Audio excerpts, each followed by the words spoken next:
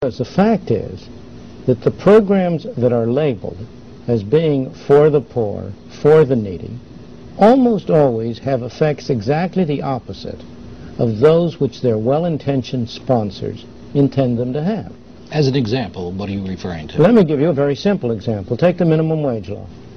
It's well-meaning sponsors. There are always in these cases two groups of sponsors. There are the well-meaning sponsors and there are the special interests who are using the well-meaning sponsors as front men. You almost always, when you have bad programs, have an unholy coalition of the do-gooders on the one hand and the special interests on the other. The minimum wage law is as clear a case as you could want. The special interests are, of course, the trade unions, the monopolistic craft trade unions in particular. The do-gooders believe that by passing a law saying that nobody shall get less than $2 an hour or $2.50 an hour or whatever the minimum wage is, you are helping poor people who need the money. You are doing nothing of the kind. What you are doing is to assure that people whose skills are not sufficient to justify that kind of a wage will be unemployed. It is no accident that the teenage unemployment rate, the unemployment rate among teenagers in this country, is over twice as high as the overall unemployment rate. It's no accident that that was not always the case. Until the 1950s, when the minimum wage rate was raised very drastically, very quickly, teenage unemployment was higher than ordinary unemployment because, of course, the teenagers are the ones who are just coming into the labor market.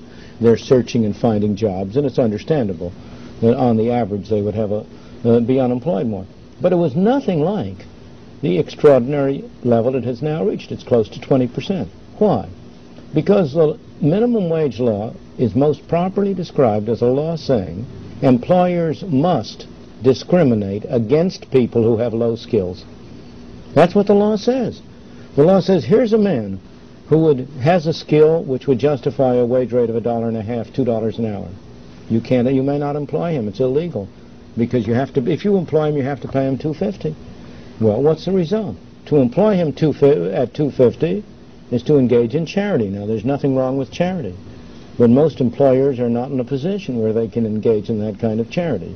Thus, the consequences of minimum wage rates have been almost wholly bad, to increase unemployment and to increase poverty. Moreover, the effects have been concentrated on the groups that the do-gooders would most like to help. The people who have been hurt most by minimum wage laws are the blacks. I have often said that the most anti-Negro law on the books of this land is the minimum wage rate. And so I think the real answer to your question is that you must not judge a bottle solely by its label. You have to look at what's inside and see what the law or the measure produces. If one looked at the label, though, and perhaps one of those government regulations that you would look askance at is that we look at labels. If one looked at the label and identified the objective of minimum wages, are there no positive, legitimate objectives achieved by minimum wage? None whatsoever. In my opinion, there is absolutely no positive objective achieved by minimum wages. Its real purpose is to reduce competition for the trade unions and make it easier for them to maintain the wages of their privileged members higher than the others.